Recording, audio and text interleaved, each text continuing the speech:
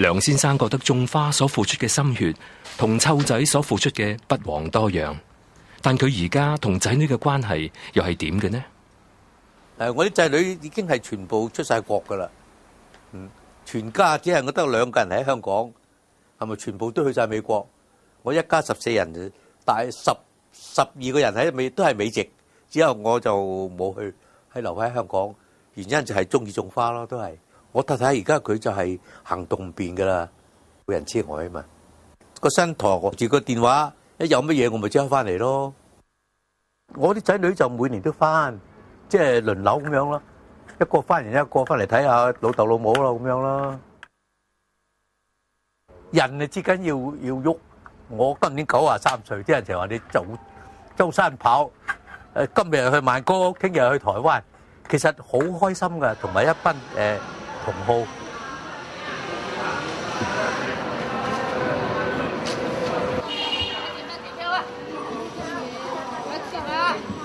呢一日，梁大恒同佢嘅好朋友李建華由東莞石龍搭火車去廣州睇花。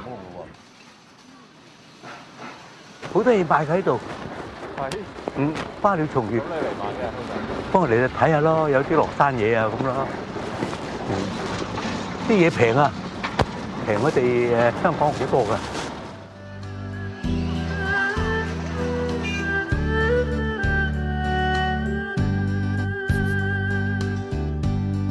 呢啲真係可能係進口喎，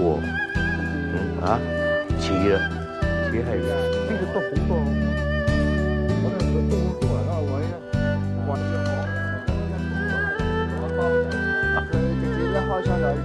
開箱就割㗎啦。跟住梁先生又去參觀李建華嘅住所，佢最欣賞嘅就係李建華種嘅盆栽。你唔係啊，你唔好曬呢條酸啲咯。佢陳村嗰啲咪喺個地台種咪仲大得快。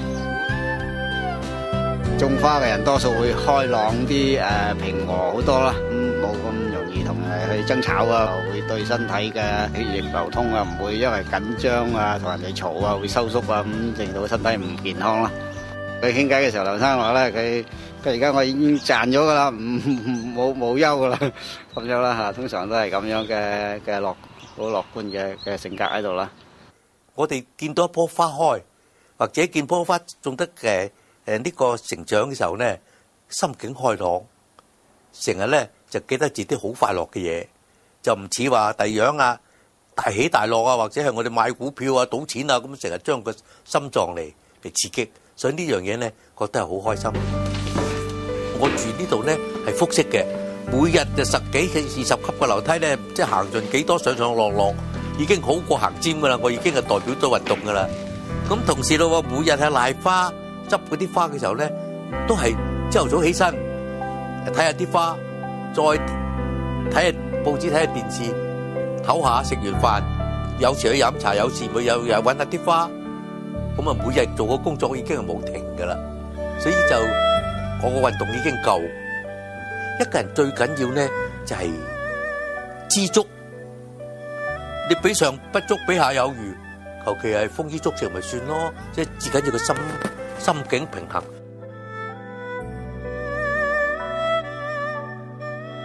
種花咧一定要好小心，好有毅力去做，唔可以就係睇見唔種，喂，種唔生啊，唔種啦，咁唔得。點解種唔生？我哋尋求嘅原因一定要種到為止，所以就對自己嘅品性轉變有好大嘅影響。